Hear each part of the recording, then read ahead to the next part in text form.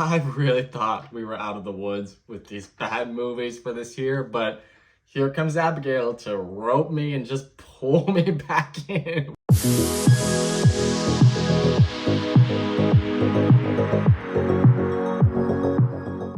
What's up, you guys? It's Jonathan Carter, and today we are going to be talking about Abigail. I want to put some background on myself and explain.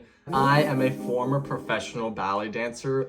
I did ballet for years and years and years of my life. So what I'm about to say is from somebody who has experience in this field.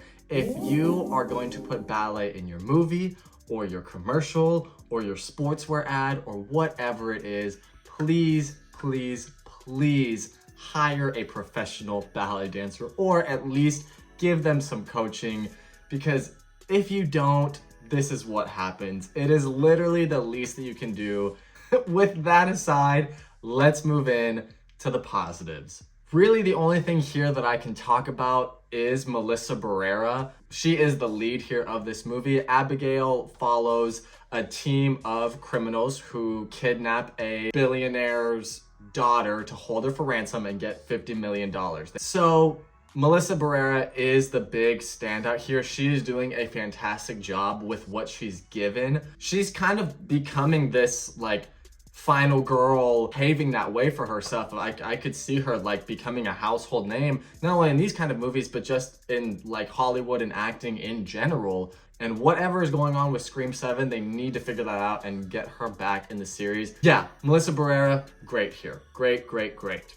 Other than that, the banter and the tension that you feel between like the cast of the group of criminals, especially in the beginning of the movie, as they kind of figure out what's going on, there is some good banter there. There is some decent dialogue that did have me laughing, and it did have people in the theater laughing as well. So that is decent.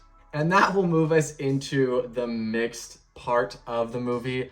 The movie has an interesting premise of holding this person for ransom, and that person ends up being a vampire. Ballerina vampire. It makes for some really like gory, like, you know, Evil Dead type of scares, and it could be a fun kind of movie, like, but Abigail doesn't live up to that kind of premise. It doesn't reach any kind of peak that it could in this genre. It slices all of the tension with bad dialogue that comes out of nowhere. They say, I like playing with my food. Oh my God! For example, there's a part at the beginning of the movie where they're trying to kidnap Abigail, and someone says, oh no, so-and-so just showed up. And the movie alludes to that like not being a good thing. And then this other character turns and goes, that's not good. Yes.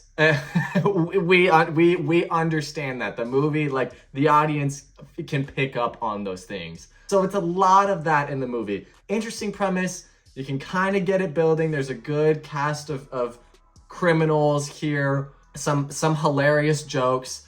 Interesting premise, but it all just gets cut with cheap scares or just really cringe-worthy dialogue and just a very shallow, like, treating the audience like they are like 5 years old. Moving us into the negatives. The main thing that I want to talk about here, okay, so the directors of this movie directed the newest Scream movies, Scream 2002 or Scream 5, and Scream 6. Just putting this out, Scream 6 is one of my favorite Scream movies, so I am a big fan of these directors. I didn't think Scream 2022 was all that good, but whatever. These directors also directed Ready or Not. Great movie if you haven't checked that out. The reason I'm bringing this up is because Ready or Not and Abigail are the same exact movie. 20-30 minutes into the movie, you can tell it's gonna be the same exact kind of like beat for beat plot as Ready or Not. There's just a few like curveballs in there. Here are the similarities. One person is trapped in a house, so Abigail has a group trapped in a house. They are being hunted, both movies, and they have to survive the night, literally both movies, 24 hours in Abigail, and for the sun to rise up in Ready or Not, which essentially ends up being the same thing in Abigail. Which you could say like, okay, like sure, a few similarities, but the biggest thing here, really what solidified this point for me, is obviously vampires. There's the thing when they see the sun, they can't be in the sun, right?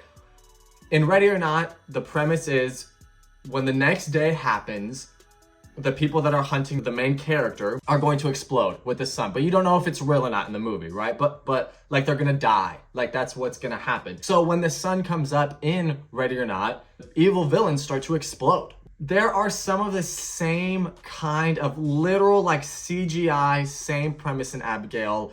It's exactly the same. These directors just made the same movie. They just made it worse. If you're gonna watch Abigail or Ready or Not, watch Ready or Not. It's a much superior film in all aspects. So, all that being said, I'm gonna give Abigail a 3.5 out of 10.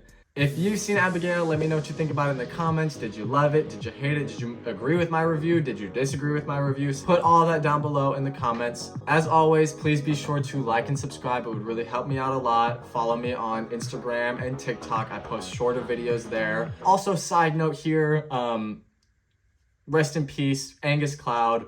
Truly seems like such a gentle, great spirit. He was a pleasure to see in this movie. Yeah. See you guys on the next one.